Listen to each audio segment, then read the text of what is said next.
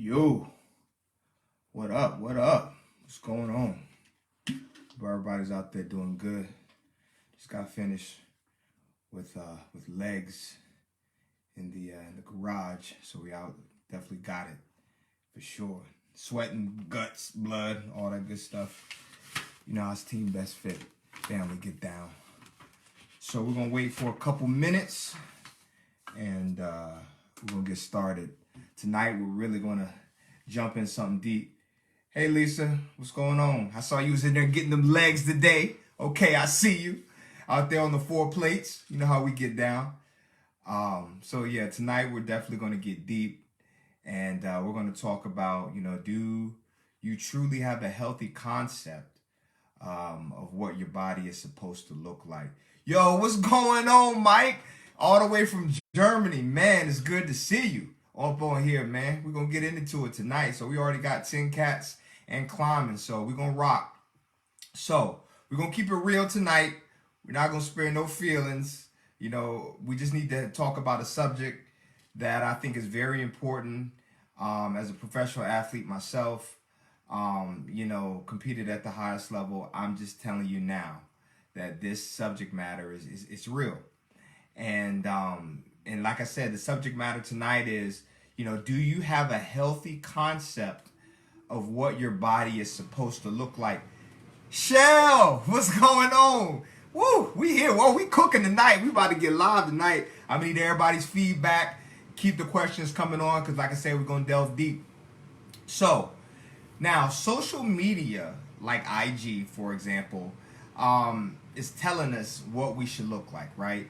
Like you got your commercials, you got social media, you got IG, you got Facebook, all those many things that are going on that tell us what we're supposed to look like. Now, no matter how mentally tough, including myself, let's be real, no matter how mentally tough we are, we've all, had some impending effect when we see these things on social media. Like, the girl with the ripped six pack, the guy with the muscles, a skinny girl, if that's your aspirations, for example. Just those things like that.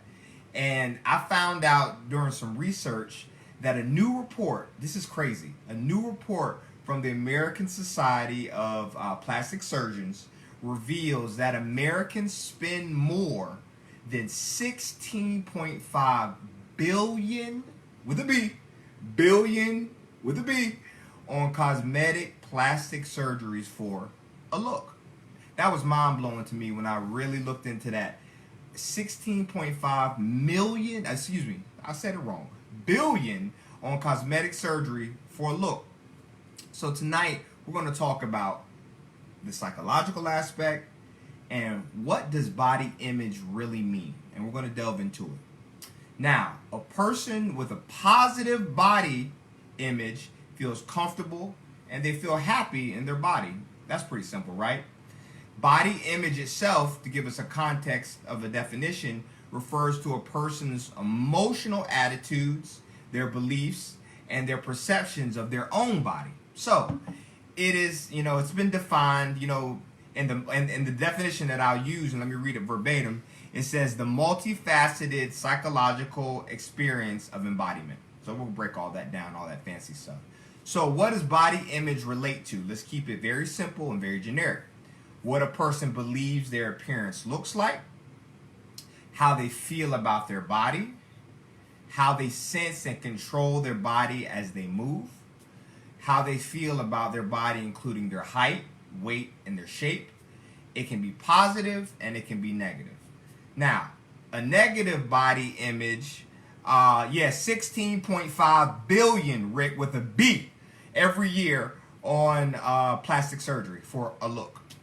Now, negative body image is frequently linked to disorders such as body dysmorphia disorder, BDD, body integrity and identity disorder, and even some, major eating disorders. Now, what's a positive body image, since we're giving out definitions? Studies suggest that our attitude to our body image remains stable through most of our lifespan. A person with a positive body image has a true and a clear perception of their body shape and appearance, that other people would agree with.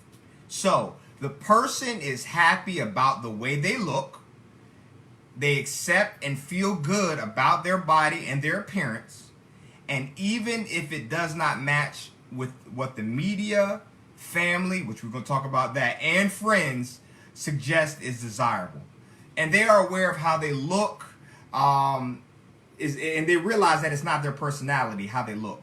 You know, they are proud of the way that they look and feel, and they're confident in their own skin and their own body. Now, a healthy lifestyle with a balanced diet and exercise can directly contribute to a positive body image. There's many studies that's been done on the psychological aspect of that. But part of having a positive body image is the ability, and I'm going to say this slow, is the ability to separate how we value ourselves from how we look. Part of, and I'll say that again, and question, when did I get the pro? I got my pro card when it was the IFPA back in 2011. When it was combined, Aaron, with the OCB and the and now I think it's the IPA. It was combined. It was the IFPA, and you had to go through OCB. Whole different set of competition back then. I came up with Philip Ricardo, Doug Miller, things like that. So, good question. Back to that. So, part of the body have a positive image is the ability to separate how we value ourselves from how we look. So, people who realize that self-worth is not linked to appearance tend to feel good about how they look. So now let's talk about negative body image, and then we'll put it all together. A negative body image can arise when a person feels that their looks do not measure up with society, family, friends, and what the media expects. They may frequently compare themselves with others, and they may feel inadequate when they do compare themselves with others. They may feel ashamed, they may feel embarrassed, and they, sometimes and oftentimes don't lack confidence. They often feel uncomfortable and even awkward in their body. The individual often has an unrealistic view of themselves. And I've been coaching a long time, and a lot of people who initially come to me, and that's why if you've ever been coached by me, you know one of my number one things is your mental health. When we have our sessions, first thing we talking about, how are you doing? How's your family doing? Everything that's going on in your job, because I feel that if your mental health is on point, your body will follow suit in your goals. And that's just how I've always coached, and it's been very successful for me. Maybe other people feel differently, but I feel that mental health by far is the most important thing that you can have as far as the health, because everything else follows suit. So the individual in a negative connotation often has a very unrealistic view of themselves. They may look in the mirror and see parts of their body in a distorted, unreal way.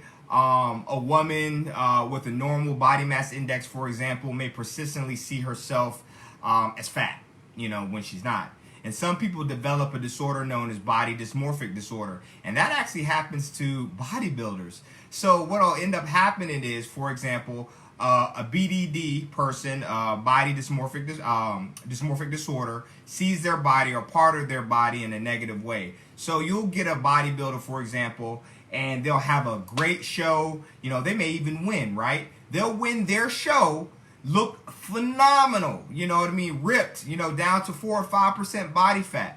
And then a month or two later, they'll go through this BDD, this body dysmorphia, because in their mind, they feel that they should look that way on stage all the time.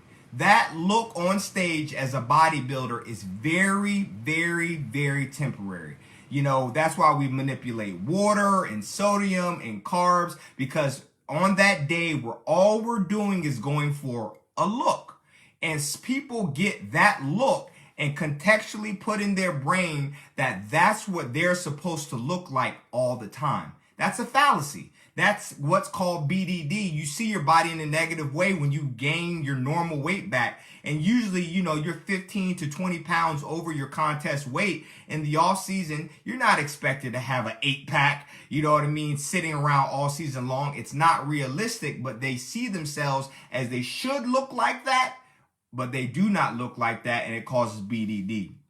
So they experience that. And then some of them, in another light, not just bodybuilders, people who have BDD, normal people, may ask for cosmetic surgery to correct their nose size, for example, when to everyone else it may appear normal. So this can be dangerous if it leads to mental health problems and can even lead to things like depression. The person may pursue unnecessary surgery. We see it all the time. People constantly going under the knife, going for a look. And it literally has nothing to do with their health. Nothing to do with their health at all. Like we said back at the very beginning, when I found out that cosmetic surgery is a $16.5 billion industry in 2019, that blew my mind, because I realized that people aren't trying to get healthy. They're trying to go for a look because they have either body dysmorphic disorder, or they definitely don't have a healthy concept of what their body should look like. They also go to unsafe weight loss habits and even things like as crash diets, which all my athletes and clients know I hate crash diets. That's one of my number one pet peeves.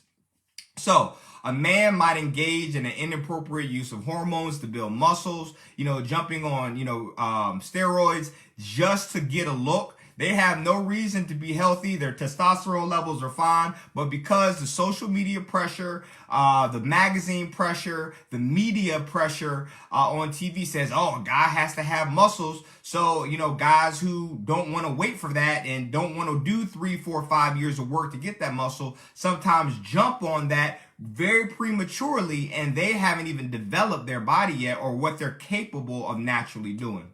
So researchers from the University of Illinois and Chicago found that young women with normal or low weight who believed they were too heavy were more likely to pursue unsafe weight loss behaviors than those who were able to assess their weight status accurately. So it's very, very important. What'd you say, Shell? I'm just going to have thick legs and a big old booty before I pick. Oh, well, I'm not even condoning anything you just said. So where does a negative body image come from? A body image does not develop in isolation.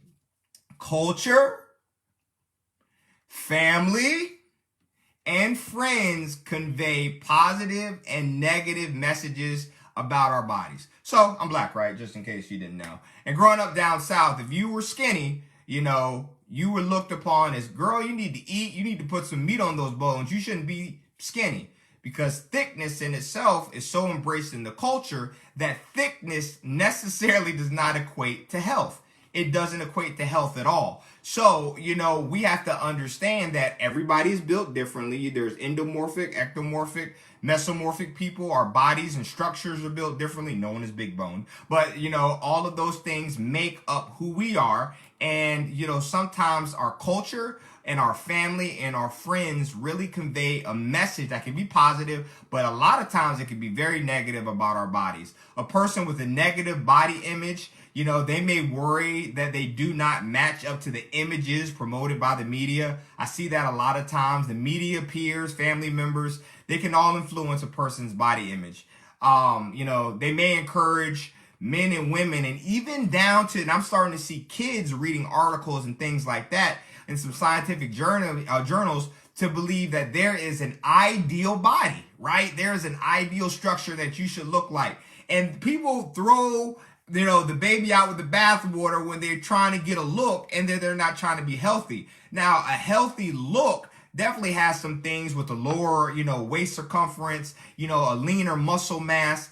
Those things are healthy things, but then automatically people are more ascribing to go for a look than rather trying to be healthy, realizing if they switched it and got healthy, then they would have the look that they should naturally have and be more comfortable with that once they realize that they can encapsulate a positive body image by just being healthy. I have a lot of, clients that initially came to me, they compare themselves to different, people on, hey, I want to look like this. Hey, and I always ask, what is a look? What is a weight? What are those things, those tangible things? Sure, you want to ask that initially, but you actually want to go ahead and cultivate a healthy leaning towards your body mass, how you see yourself, and those things like that. Because once you get healthy and those things, you have low, good blood pressure, low cholesterol, those things like that, oftentimes will lead to the look that you want or the look that you should accept for yourself. So the fashion industry is also one in an unhealthy industry. We know in the 90s, the models were sticks. They were walking around 95, 100 pounds. I'm so glad we moved to full figure models that are realistic, because I didn't have no friends or family that looked like that were models growing up, that were, 5'10" and they weighed 100 pounds. And it's just not realistic, especially for your body type. But people see that, and the media continues to play it. And then you get in your head, subconsciously, because that's how your subconscious works, that, oh man, I'm supposed to look like that. And because I don't weigh 95 pounds, then, I need to go and do a crash diet. I need to get surgery. I need to do all these crazy things in order to go for a look, when all in themselves, a lot of those models and things like that are not healthy. You know what I mean? So people's body images changes, from illnesses to accidents they may have. And many people with obesity have a negative body image.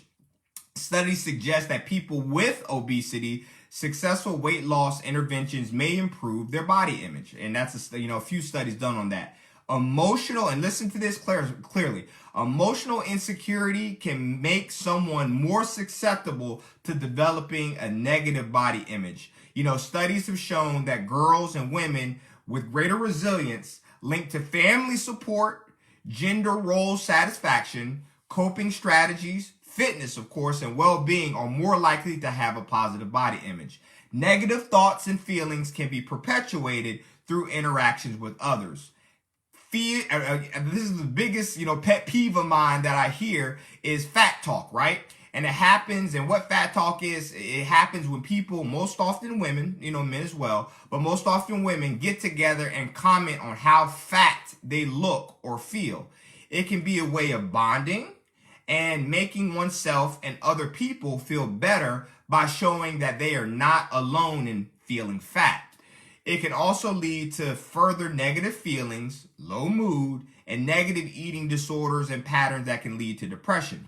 Now, there was a couple of studies that are done that's asked, are women more dissatisfied with their bodies than men?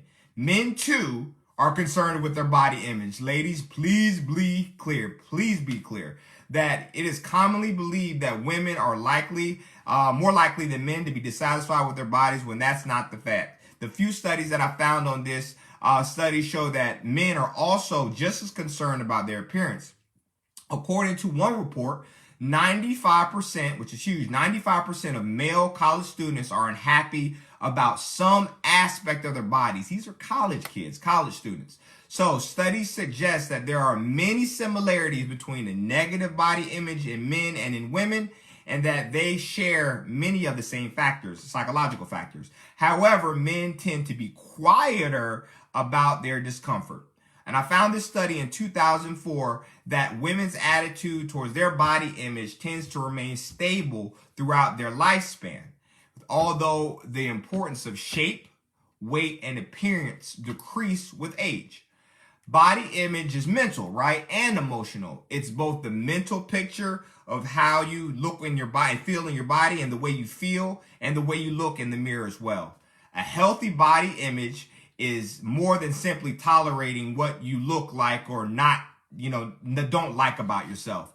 A healthy body image means that you truly accept and like what you look like right now, and aren't trying to change your body to fit what you think you should look like, without, being in the confines of being a healthy construct.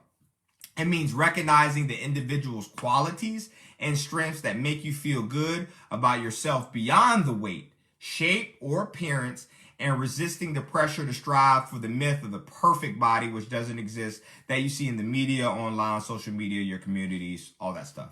So self-esteem is how you value and respect yourself as a person. It's the opinion you have, that you have of yourself on the inside and out. And now, self-esteem impacts how you take care of yourself emotionally, physically, spiritually. Self-esteem is about the whole self, not just your body. But now let's tie the two together. How does body image and self-esteem matter in a composite sense? Body image and self-esteem directly influence each other and your feelings, your thoughts, and your behaviors. Yes, positive thoughts, Alicia. If you don't like your body or a part of your body, it's hard to feel good about your whole self, right? It's difficult. The reverse is also true. If you don't value yourself, it's hard to notice the good things and give your body the respect it deserves. You have to learn to respect your body. Good body image, self-esteem, and mental health, what I preach on this team, on Team Best Fit, mental health, are not about making yourself feel happy all the time. It's really about respecting yourself and others, thinking realistically, and taking actions to cope with problems or difficulties in healthy ways.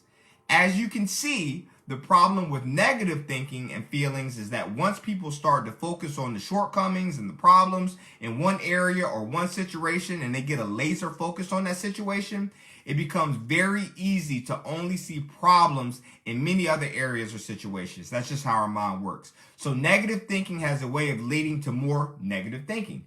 And treat your body with respect. And hear me clearly. I'm going to say this 3 times. Eating well-balanced meals and exercise because it makes you feel good and strong, not as a way to control your body. I will say this again.